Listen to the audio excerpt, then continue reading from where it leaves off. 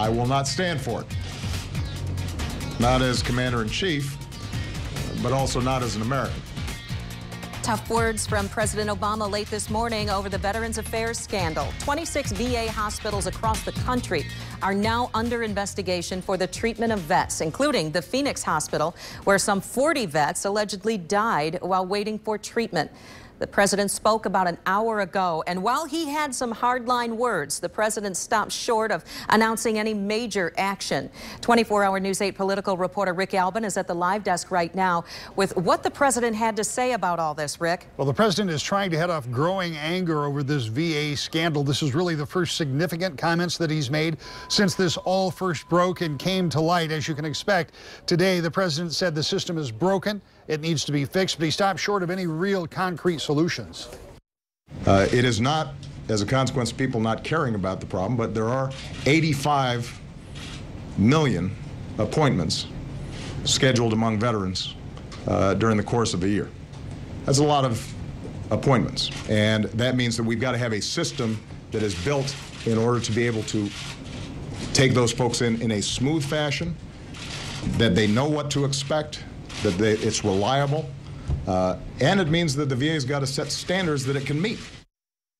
So who's to blame for all of this? Well, the president says the Veterans Administration is doing what it can, and that the secretary of the VA is also trying to fix the problem of a broken system, he says, and for now he is standing by him.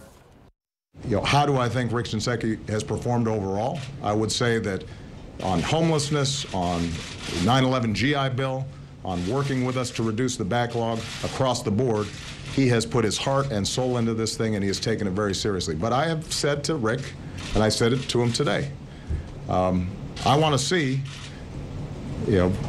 what the results of these reports are, and there is going to be accountability.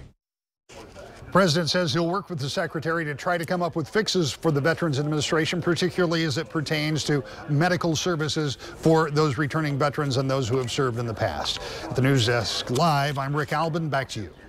Rick, thank you. Just last week, we heard from Kent County veterans who sounded off about what they considered poor treatment within the VA system. A so-called listening tour was held at a VA clinic in Grand Rapids where a number of vets gathered. They shared stories of struggling with the VA health system for years. Some of them said they could not get treatment for pain, that there were mistakes, prescription delays, bad communication. One vet, Bill Bailey, said that he's sick of all the problems. And if we don't start standing up for ourselves as veterans and start getting treated right, nothing's going to change. And I'm sorry, folks, but I'm in a lot of pain and I'm tired of it. And I want something done about it.